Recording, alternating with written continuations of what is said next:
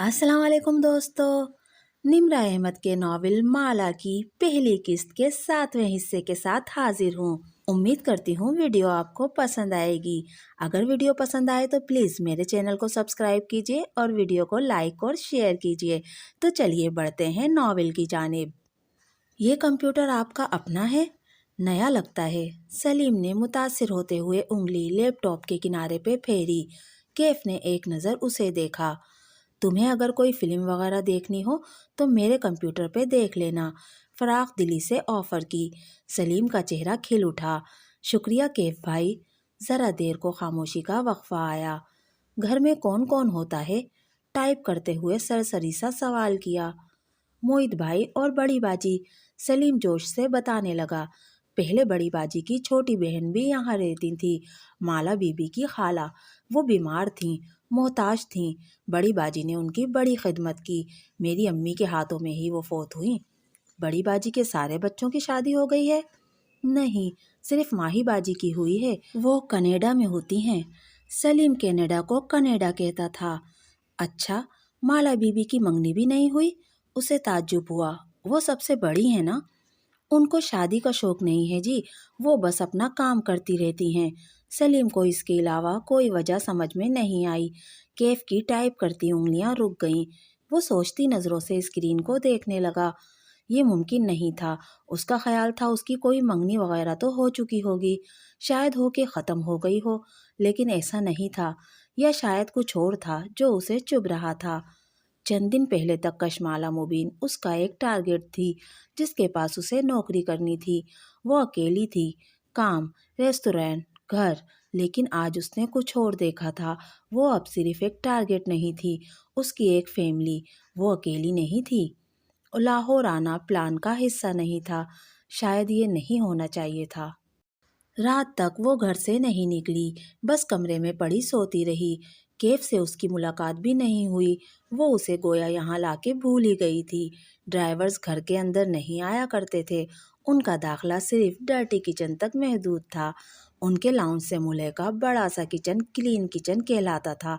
Clean kitchen से एक दरवाज़ा छोटे से डर्टी किचन में खुलता था और डर्टी किचन से एक दरवाज़ा बाहर की तरफ, ताकि मुलाजिम यानी सलीम बाहर से ही डर्टी किचन में आए और अपना नाश्ता चाय वगैरह बना के वहीं से रुखसत हो जाए। माँ को मर्द मुलाजमों का घर के अंदर आना पसंद नहीं था। खाना अलबत्ता सबका माँ खुद बनाती थी। वो किसी और के हाथ का खाना नहीं खा सकती थी, बल्कि अक्सर अपने मुलाजमों की फरमाइश पे खाने और मीठे बनाया करती थी। माँ ही कहती थी, माँ ने उनको मुलाजिम नहीं रखा, उन्होंने माँ को मालिक रखा हुआ है।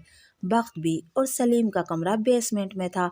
बेसमेंट की सीढ़ियाँ घर से बाहर थीं, ताकि मुलाजमों से प्राइवेसी रहे। उन्होंने कैफ को भी बेसमेंट में एक कमरा दे दिया था, जिसे उसने चुपचाप कबूल कर लिया था।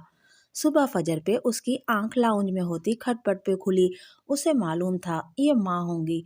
माँ फजर खूब शोर करके पढ़ा करती थी, ताकि उनके बच्चों की नींद ऐसे ख़राब हो कि वो दोबारा सो ना सकें।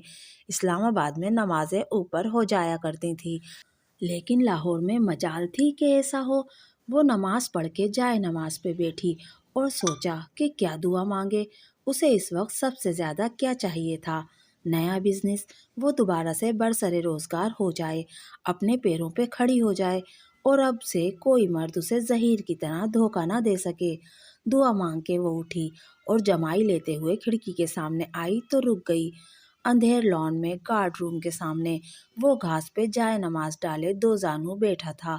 वो शायद नमाज पढ़ चुका था, अब भी बस यूं ही सर झुकाए बैठा तस्बीह के दाने गिरा रहा था।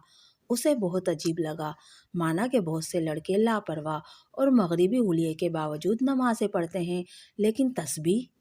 उसे नहीं याद उसने कभी किसी नौजवान को हाथ में तस्बीह पकड़े देखा हो। वो खुद भी तस्बीहों की आदी नहीं थी, वक्त ही नहीं मिलता था। कैफ जमाल तस्बीह पढ़ता था? अजीब बात थी। सुबह बख्त भी जब उसके कमरे में कॉफ़ी लाई तो उसे हैरत हुई। आपको कब से कॉफ़ी बनानी आ गई? उस मुए ड्राइवर ने बनाई है। मैंने उसे चाय की चीज़ें पकड़ाई तो बाबू आगे से बोला, मैं चाय नहीं पीता, मुझे कॉफ़ी मेकर दो। اس کی نقل کر کے بولی۔ پھر خود ہی کچن سے موہت بھائی کا پرانا کافی میکر ڈھونڈ لایا اور سیٹ کر دیا۔ بازار سے موٹے بیجوں والے ڈبے بھی لے آیا اور ساتھ یہ مجھے پکڑا دی کہ میری بیوی یہی پیتی ہیں۔ وہ ہنس دی۔ مبین منزل کو پہلی دفعہ ایسا رنگ برنگا ملازم ملا تھا، بخت بھی سے ہضم نہیں ہو رہا تھا۔ چھوٹی باجی، اس لڑکے کو ذرا فاصلے پہ رکھیو، مجھے یہ وارداتیہ لگتا ہے۔ اچھا بخت بھی، اب جائیں اور کیف سے کہیں تیار رہے، اس نے مجھے سیلون لے کر جانا ہے۔ شام میں عزا کے نکاح کا فنکشن تھا اور ست شکر اس کے چہرے پہ ایک بھی پمپل نہیں تھا، ورنہ عموماً کسی فنکشن سے پہلے ہی یہ پمپل حاضری دیا کرتے تھے۔ اس نے گھڑی دیکھی، ابھی فیشل کروا لے تو شام تک اس کا اثر آنے لگے گا۔ وہ باہر آئی تو کیف گارڈ روم کے باہر کرسی پہ بیٹھا تھا، ہاتھ میں اسکیچ بک تھی اور وہ پینسل سے اس پہ کچھ کر رہا تھا۔ اسے دیکھ کے کھڑا ہو گیا، اسکیچ بک پیچھے کر لی۔ آج جینس پہ سفید ٹی شرٹ پہن رکھی تھی، پیروں میں جوگرز تھے اور چہرے کی ہلکی بڑی شیپ ویسی ہی تھی۔ کیا کر رہے ہو؟ وہ اس کی اسکیچ بک کو دیکھتے ہوئے قریب چلی آئی۔ پرس کوہنی پہ ٹانگے، بال کیچر میں باندھے، وہ آنکھوں پہ سیاہ چشمہ لگائے ہوئے تھی۔ کیف کے چہرے پہ جھیپ جانے کا تاثر ابھرا، رخسار ہلکے سے گلابی ہوئے، یا شاید دھوپ کے باعث اسے ایسا لگا۔ یوں ہی فارغ وقت میں اسکیچز بناتا ہوں۔ کیا بنا رہے ہو؟ دکھاؤ، وہ دوستانہ لہجے میں کہتی اس کے عین سامنے آ کھڑی ہوئی۔ اب وہ دونوں دھوپ میں تھے، چھاؤں پیچھے رہ گئی تھی۔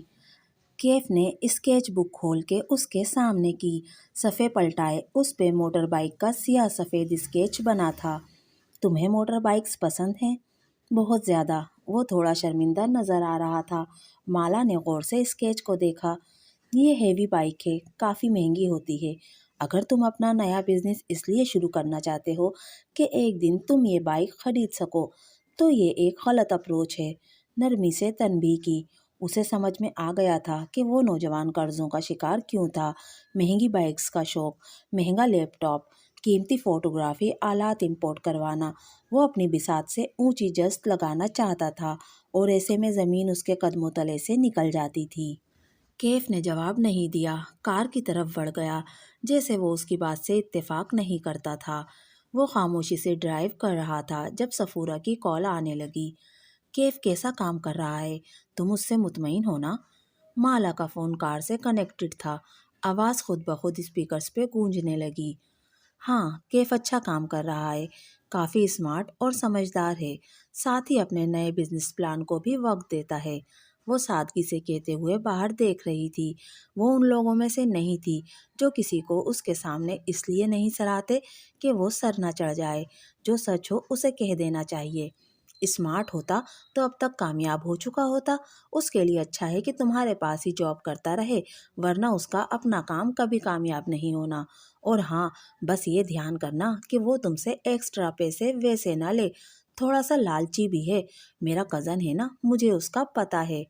صفورہ اتنا تیز تیز بولے جا رہی تھی کہ اسے اسپیکر آف کرنے کا موقع ہی نہیں ملا۔ بے اختیار کیف کے کندھے کی پشت کو دیکھا، وہ خاموشی سے ڈرائیو کر رہا تھا۔ اف، ہے کہاں؟ ذرا بات کرواؤ میری۔ صفورہ اپنے تئیں ایک اچھی دوست ہونے کا ثبوت دے رہی تھی۔ کیف نے ایک ہاتھ ہلا کے نفی کا اشارہ کر دیا، کہا کچھ نہیں۔ چونکہ بیک ویو مرر اوپر کی طرف تھا، وہ اس کا چہرہ نہیں دیکھ سکتی تھی۔ ابھی وہ مصروف ہے، تم بعد میں اسے خود ہی کال کر لینا۔ کال بند ہونے کے بعد بھی کار میں ایک عجیب سی ٹینشن پھیل گئی۔ اس کو معلوم نہیں تھا کہ تم سن رہے ہو۔ وہ کچھ غلط نہیں کہہ رہی تھی۔ کیف جمال ایک لوزر ہے اور رہے گا۔ اس کا لہجہ سپاٹ تھا۔ جان میکسویل کہتا تھا، تم پیسے سے نہیں جیت سکتے، اس کو کمانے پہ فوکس کرو تو مادیت پرست کہلاؤ گے۔ کمانا چاہو اور نہ کما سکو تو لوزر ہو۔ بہت کما کے خرچ نہ کرو تو کنجوس ہو۔ اگر کما کے خرچ کرتے رہو تو فضول خرچ۔ اگر کمانے کی فکر نہ کرو تو تم انیمبیٹیس ہو۔ اگر بڑھاپے تک بہت سے پیسے کے مالک ہو تو تم بے وقوف ہو کہ اس پیسے کو قبر میں لے جانا چاہ رہے ہو۔ پھر کیا کرنا چاہیے پیسے کے ساتھ؟ پیسے سے جیتنے کا بس ایک ہی طریقہ ہے باس، اس کو مٹھی میں نہیں دبا لینا، بلکہ ڈھیلی گرفت کے ساتھ اس کو پکڑنا ہے اور پھر کھلے دل سے اس کو قابل قدر چیزوں کو حاصل کرنے پہ صرف کرنا ہے۔ ذرا توقف سے بولا، آپ سے ایک درخواست ہے، دوبارہ ان کی کال آئے تو مجھ سے بات مت کروائیے گا، ان کا میرے اوپر احسان ہے۔ میں نہیں چاہتا کہ آپ کے سامنے ان کو کچھ ایسا بول دوں جس پہ مجھے بعد میں شرمندگی ہو۔ ساری بات ہی ختم ہو گئی تھی، کاش وہ اسپیکر آف رکھتی۔ سیلون ایک کمرشل بلاک کی 2 منزلوں پہ پھیلا تھا، تیسری اور چوتھی منزل پہ کوئی جم تھا۔ وہ اترنے لگی تو کیف نے پوچھا کہ کیا وہ اسے اندر دروازے تک چھوڑنے آئے، مگر کشمالہ نے منع کر دیا۔ سیلون اس کی کزن کا تھا، یوں ہی اس نوجوان کو ساتھ دیکھ کے باتیں بنتی۔ اسے وہاں 2 گھنٹے لگ گئے۔ جب وہ واپسی پہ لفٹ میں سوار ہوئی تو اندر کوئی اور بھی تھا، ایک ہٹا کٹا سا آدمی جو اس کی طرف پہلو کیے کھڑا تھا۔ وہ نظر انداز کر کے اندر آئی اور گراؤنڈ فلور کا بٹن دبایا۔ جو کچھ ہوا ایک لمحے میں ہوا۔ کسی نے اس پہ پیچھے سے حملہ کیا۔ وہ اوندھے منہ نیچے گری، سر کے پچھلے حصے میں درد کی شدید لہر اٹھی، آنکھوں کے آگے اندھیرا چھا گیا۔ باس باس، کشمالہ نے آنکھیں کھولی، بصارت کے آگے اب بھی دھند تھی۔ اس نے پلکیں جھپکائیں۔ وہ لفٹ کے فرش پہ چہرے کے بل گری ہوئی تھی، اس کے سامنے وہ پنجوں کے بل بیٹھا اسے پکار رہا تھا۔ وہ بدقت ہتھیلی کے بل اٹھی، پھر چونک کے ادھر ادھر دیکھا۔ لفٹ کا دروازہ کھلا ہوا تھا، وہ گراؤنڈ فلور تھا۔ باوردی گارڈ باہر کی طرف کھڑا تھا اور کیف اس کے سامنے بیٹھا تھا۔ آپ ٹھیک ہیں؟ وہ فکر مندی سے پوچھ رہا تھا۔ اس کا ہاتھ بے اختیار سر کے پچھلے حصے کی طرف گیا، درد کی ٹیسیں ابھی تک اٹھ رہی تھیں۔ کیا ہوا مجھے؟ اس نے الجھن سے ادھر ادھر دیکھا۔ لفٹ نیچے آئی تو آپ اندر بے ہوش تھیں۔ گارڈ کو معلوم تھا کہ آپ کس کار سے نکلی تھی، اس لیے وہ مجھے بلا لایا۔ آپ کی طبیعت ٹھیک ہے؟ ہاں میں ٹھیک ہوں، چلو۔ وہ تکلیف برداشت کرتے ہوئے اٹھنے لگی۔ مگر ہوا کیا تھا؟ وہ تشویش سے اسے دیکھ رہا تھا۔ چلو نا، اس سے پہلے کہ لوگ جمع ہوتے۔ وہ اٹھ کھڑی ہوئی، سر گھوم رہا تھا لیکن وہ بظاہر خود کو سنبھالے قدم اٹھانے لگی۔ پرس مجھے دیں۔ اس نے نرمی سے اس کے ہاتھ سے پرس لے لیا، پھر وہ گارڈ کے سامنے رکا، بٹوے سے 500 کا نوٹ نکال کے اسے تھمایا، اس کا شکریہ ادا کیا اور کشمالہ کے پیچھے چل دیا۔ کسی نے گارڈ کو روک کے پوچھا کہ کیا ہوا تھا۔ وہ ایک باجی سیلون آئی تھی، ان کی شاید طبیعت خراب ہو گئی تھی، میں ان کے شوہر پارکنگ سے بلا لایا۔ وہ قصہ بیان کر رہا تھا۔ سیدھے گھر چلو۔ اس کا سر شدید درد کر رہا تھا۔ سیٹ کی پشت سے اسے ٹکا دیا اور آنکھیں بند کر لیں۔ پہلے مجھے بتائیں ہوا کیا تھا؟ وہ کہتے کہتے چونکا۔ کسی نے کچھ کیا ہے؟ میں ابھی دیکھتا ہوں۔ کیف نے تیزی سے سیٹ بیلٹ کھولی اور باہر نکلنے لگا جب مالا نے روکا۔ واپس بیٹھو کیف۔ انداز میں تحکم بھی تھا اور تکان بھی۔ یہ میری کزن کا سیلون ہے، یہاں تماشا نہیں بنانا، خاندان میں باتیں بنتی ہیں۔ مجھے بتاؤ تو صحیح کہ ہوا کیا ہے؟ وہ اس کی طرف رخ موڑ کے بیٹھا اور سنجیدگی سے پوچھا۔ ماتھے پہ بل تھے، آنکھوں میں غصہ بھی تھا۔ اسے جو یاد تھا بتا دیا۔ میں نے اس کا چہرہ دیکھا تھا مگر میں اس کو نہیں جانتی، اور لفٹ میں CCTV بھی نہیں تھا۔ لفٹ کے باہر تو ہوگا، مجھے دیکھنے تو دیں۔ میرا کیا فائدہ آپ کو اگر میں یہ چیزیں مینیج نہیں کر سکتا؟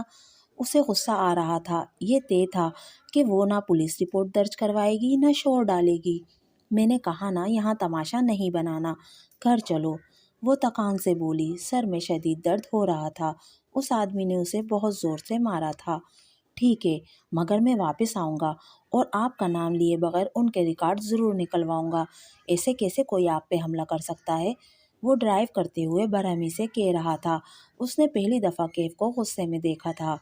جیسے وہ میرے گھر میں خون پھینکواتا ہے، ایسے ہی وہ مجھ پہ حملہ بھی کر سکتا ہے۔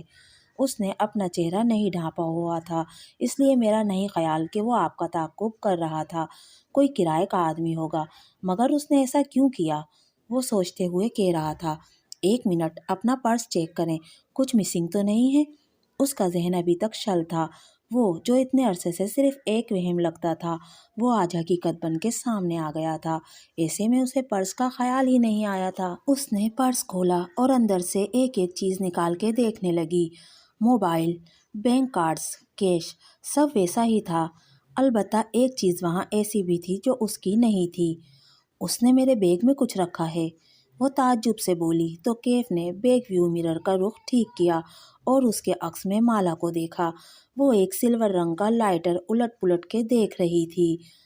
کوئی میرے بیگ میں سگریٹ لائٹر کیوں رکھے گا؟ مجھے دکھائیں، کوئی ریکارڈنگ ڈیوائس بھی ہو سکتی ہے۔ लेकिन वो नहीं सुन रही थी। वो लाइटर की निचली साइड को ऊपर उठाए कुछ देख रही थी। वो मुझे अपना नाम बताना चाहता है।